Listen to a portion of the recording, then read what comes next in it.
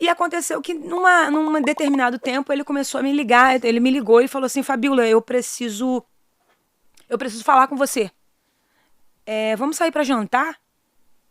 Eu não entendi. O que eu falei assim, o que você pensa? Minha oração tá funcionando, já é o primeiro sinal. E aí eu me lembro, e eu lembrei disso agora, e não é sempre que eu tô contando o meu testemunho que eu lembro disso. E eu lembro que quando ele foi na minha casa, me pegou, meu filho ficou com a minha mãe. E aí a gente saiu. A gente saiu. Saiu para um restaurante. E aí jantamos. Até então, não me falou nenhuma novidade, vamos sair para jantar. E aí depois do jantar, a gente entrou no carro e ele entrou dentro de uma comunidade, né, aqui do Rio de Janeiro. E aí ele entrou, eu nunca tinha entrado até então numa comunidade. Foi a primeira vez na vida que eu tinha entrado. E quando eu entrei, quando vira o carro dele na época era um carro vermelho, um Pajero vermelho, que todo mundo sabia, que eu acho que era só ele que tinha e mais uma outra pessoa, se eu não me engano, ou só ele. Era um carro muito, muito peculiar, assim, né? Muito... E todo mundo sabia que era ele. E quando ele entrou na comunidade, foi aquela festa de meninos que estavam vendendo drogas. Eu fiquei, meu Deus, parecia uma feira. Eu não sei quanto, o carro cercado, eu fiquei apavorada. E ele comprou droga naquele dia. A gente estava separado. Quando nós estávamos juntos, eu nunca vi ele se drogar, eu vi ele drogado, né? Se vocês perceberem do início. Eu vi ele drogado, nunca vi ele se drogar. Nunca presenciei. Aí ele comprou a droga, entrou no carro e aí entrou dentro de um motel. Quando ele entrou dentro de um motel, eu não entendi nada do que estava acontecendo, né? A gente não estava se reconciliando, não estava... E quando ele entrou dentro daquele motel, ele começou a usar droga. Ele entrou ali para usar droga. E eu fiquei ali assistindo aquela cena, ele usando droga, E isso, para resumir essa parte, aconteceu umas 3 vezes. Só que da segunda vez eu já deduzi o que estava para acontecer. Só não estava entendendo o que estava acontecendo. Vamos sair para jantar? Falei, vamos. O mesmo script. Do restaurante para uma outra comunidade, dessa comunidade um motel. E quando ele entrava nesse motel, ele só se drogava. Só que isso aconteceu por 3 vezes e o Senhor falou comigo que não era para eu falar para ninguém o que estava acontecendo. Nem para minha mãe.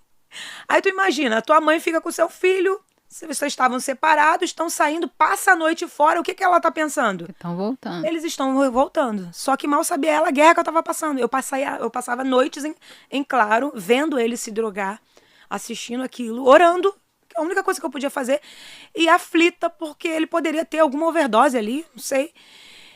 E aí eu não contei pra ninguém, eu só me lembro que aí nesse dia, na terceira vez que aconteceu, eu voltando pra casa, quando eu cheguei em casa, eu falei pra minha mãe aos prantos, eu não falei pra ela, porque o Senhor falou, não fala nada. E aí, a única coisa que eu falei pra ela foi assim, eu acho que eu vou desistir. Essa foi a minha frase. Eu acho que eu vou desistir. E aí minha mãe falou assim, minha filha, aguenta só mais um pouquinho. E aí, aquela palavra me deu um levante de novo e eu continuei caminhando até que chegou o dia 30 de outubro do ano de 2000.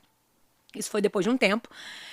Eu fui na casa da minha sogra, né, levar o meu filho para minha sogra ver, que ela tinha pedido. Cheguei na casa da minha sogra falou assim, minha filha, fica aqui comigo, porque o meu filho está desaparecido há 3 dias. Tem 3 dias que ninguém sabe onde o Vaguinho está, ninguém consegue falar com ele no celular, ninguém sabe onde ele se encontra. E aí, imagina, um dos pagodeiros mais famosos do momento, desaparecido há 3 dias, onde ninguém sabia onde ele estava. Já tinha acontecido esse episódio.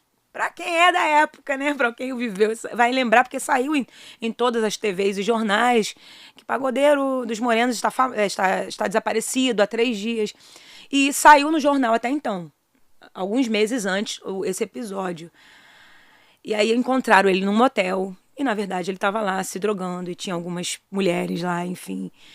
Só que dessa segunda vez que aconteceu, alguns meses depois, Deus não permitiu que a imprensa soubesse. A imprensa não sabia, ninguém sabia. Só a família sabia que ele estava desaparecido. E a minha sogra falou, fica aqui comigo, porque tem 3 dias que ele sumiu. Fiquei lá com a minha sogra e o meu filho. E aí, quando foi 11 horas da noite, o meu telefone tocou, meu celular. Quando eu atendi, era ele. E ele não tinha entrado em contato com ninguém. Há 3 dias desaparecido, ninguém falava com ele. E ele me ligou. E a gente ainda estava separado. E quando eu atendi o telefone, ele falou, Fabíola, eu estou no motel tal, no Meia. E eu preciso que você venha ao meu encontro. Pela voz dele, eu percebi que ele estava muito drogado, né? Muito drogado. Só que eu não queria viver o episódio que eu acabei de contar, né? De ver aquela cena novamente. Eu pensei, ele tá me chamando porque ele quer que eu fique ali. E ele se drogando e tal. E aqui no momento eu pensei em não ir. E a minha sogra estava aflita, requerendo uma notícia. Ela falou, o que foi? Eu falei, é o Vaguinho, que está em um determinado lugar e quer que eu vá lá. Só não falei para ela o estado dele, né? Porque eu não queria... Minha mãe, né? Eu queria... Eu percebi que ele estava mal. Ela falou, ele está num lugar e quer que eu vá até ele. Ela falou, vai lá, minha filha. Quando minha sogra falou, vai lá, minha filha. Eu falei, eu entrei no carro. Até hoje eu não sei no Meia, gente. Não tinha GPS. Meu Deus, mais uma entrega. Não tinha GPS naquele tempo. E até hoje eu não sei no Meia. Pegar o carro, né? Não sei ir. E naquele tempo, muito menos, né? Há 25 anos atrás. Eu entrei no carro e fiz uma oração. Falei, Senhor, não sei ir nesse bairro, não sei onde fica esse motel, mas o Senhor pode me levar. E aí peguei, saí dirigindo. A única lembrança que eu tenho é eu na linha amarela. É a lembrança que eu tenho. E depois eu lembro que eu estava na porta do motel tentando convencer o cara da recepção, que o cara não queria deixar eu entrar de jeito nenhum. Deve ter pensado, isso é uma louca que veio fazer um barraco. Deve ter pensado mil coisas, não sei. Eu falei, eu preciso entrar, tem uma pessoa aí dentro, tá me esperando. E enfim, entrei. Quando eu entrei naquele quarto, tava lá aquele homem famoso, mas entregue à cocaína. Totalmente drogado. Ele tinha uma garrafa de uísque, um copo e um prato com vários papelotes de droga. Ele estava 3 dias e 3 noites passando ali, 3 dias seguidos, só usando droga. Só usando cocaína. 3 dias seguidos, sem comer, sem beber qualquer outra coisa saudável. Bebendo uísque e cheirando cocaína. O Vaguinho chegou a ter algum princípio de overdose, alguma coisa desse tipo nesses episódios dele? Então, nesse episódio agora que eu vou te falar agora. Antes eu desconheço, nunca teve. Ele, nesse dia foi o dia que ele teve um princípio. Né? Eu digo assim, foi um princípio. Quando eu cheguei ali, ele estava com a boca torta, né? Língua enrolada, dente trincado. Quem já viu alguém assim sabe do que eu tô falando. A face transformada, dente preso, respiração ofegante. Por que ele me chamou, se ele não sabia que eu estava na igreja? Ele não me chamou para pedir oração. Ele percebeu que ele estava morrendo. Ele percebeu que seria os últimos minutos, porque ele já estava ofegante e ele já estava, né, totalmente transformado ali. E aí, a pouca força que ele teve, ele pegou no telefone para me ligar. Porque ele diz, né, pra mim, aí ele me contou depois por que ele me ligou. Porque ele queria se despedir de mim naquele dia. Ele percebeu que estava morrendo, a gente estava separado.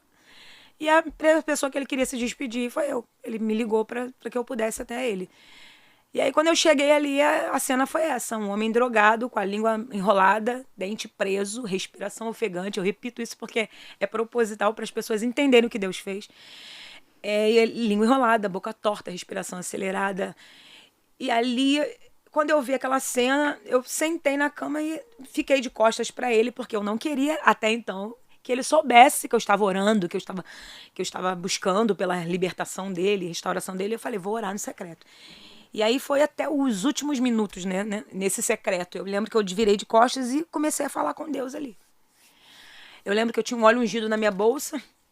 Eu peguei aquele óleo ungido e, né, eu falo mesmo, porque eu assim, saí ali, eu lembro que eu botei a mão no chapéu que ele usava. Eu falei, Senhor, que todos os demônios venham perder na vida desse homem, em nome de Jesus. E aí fui no sapato dele, no óleo ungido na mão, fui lá no sapato dele e falei, Senhor, que os caminhos do Vaguinho passem a ser os seus caminhos. E ali eu fiz aquela oração e falando com Deus, e aí, de repente, ele falou, Fabíola. Eu falei, o que foi? Eu tomei um susto, pensei que ele tivesse ouvido a minha oração. E aí ele falou, Fabíola, eu quero te pedir perdão.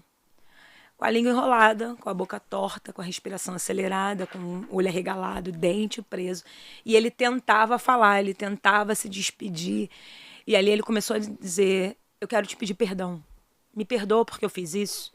Me perdoa por isso. Me perdoa por isso, por isso. E ali novamente, né, com a língua enrolada, a boca torta, a respiração acelerada, ofegante, já tendo aqueles indícios da overdose. Eu olhava para ele e, assim, olhando para ele, era um homem que ia morrer a qualquer momento, ia embora, né? E aí ele tentando se despedir. Aí foi então que ele pegou o copo de uísque, o prato, que ainda tinha vários papelotes de droga. Ele olhou para mim e falou assim: eu já tentei de tudo. Não tem mais jeito. Acabou. E aí foi aí que o Senhor, eu posso dizer, o Senhor me autorizou, porque até então Deus não tinha, Deus estava me direcionando em tudo. E aí eu falei para ele: Vaguinho, mas eu conheço um que pode te ajudar. E aí ele ficou olhando para mim e ele falou: quem? Quem pode me ajudar? Com a língua enrolada, com a boca torta, respiração acelerada, e ele tentava: quem pode me ajudar? Eu falei: eu conheço um, e o nome dele chama-se Jesus Cristo de Nazaré. E aí quando eu falei isso, eu falei: o nome dele é Jesus Cristo de Nazaré. Ele olhou para mim, pegou mais uma vez o prato, fez assim como quem diz, né? Eram 25 anos de vício, né? Na época eram 25 anos de vício, desde a adolescência. E aí eu falei para ele: entrega o seu caminho ao Senhor. O primeiro versículo que eu preguei na vida. Entrega o seu caminho ao Senhor, confia nele, que o mais ele fará. E aí, e tudo ele fará. E aí eu lembro que ele botou o copo, o prato, ele tava meio assim, não conseguia, né, meio que levantar, e ele levantou uma das mãos, com a língua enrolada, boca torta, respiração acelerada. Ele levantou uma das mãos. Quando ele levantou uma das mãos, ele começou a tentar falar, né, porque estava ofegante. Ele começou a falar: Jesus, Jesus. E começava a falar: Jesus. Aí ele completou a frase: Jesus, entra na minha vida que eu quero ser um novo homem. Quando ele falou o nome, quando ele falou Jesus, imediatamente não tinha mais língua enrolada, não tinha mais boca torta, não tinha mais respiração ofegante, não tinha mais nenhum indício de overdose. Ele ficou de pé, porque ele não conseguia se levantar até então direito. Ele ficou de pé, começou a pular. E ali ele começou a gritar: eu sou de Jesus, eu sou de Jesus, eu sou de Jesus. E ali começou o processo de libertação, né? Para quem já teve uma experiência, né, com alguém que é usuário de droga, sabe do que eu estou falando. Uma pessoa usando essa droga maldita, né, chamada cocaína, usando durante um dia inteiro, é impossível a pessoa ficar limpa em 2 horas, em 1 hora, em 40 minutos. Só que o Vaguinho não estava um dia, o Vaguinho estava 3 dias usando cocaína. E não foi em 1 hora nem 40 minutos. Ele ficou limpinho no mesmo momento em que ele levantou as mãos e falou: Jesus. Falou o nome de Jesus. É por isso que eu tenho convicção, realmente, esse nome tem poder. E a partir dali, ele ficou limpo.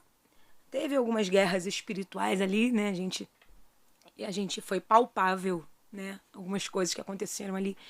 E eu lembro que eu comecei a orar, e então entramos no carro e voltamos. Eu voltei com ele para casa. E a partir dali começou o processo dele de libertação. Parecia loucura, assim, né? Eu olhava para ele e eu não conseguia acreditar naquilo que estava acontecendo. Porque ele ficava falando: eu sou de Jesus, eu sou. Sabe quando você fica na dúvida? Meu Deus do céu, o que houve? Será que ele tá bem? Mas foi algo assim instantâneo, sabe? Foi algo instantâneo. E ali começou o processo de libertação.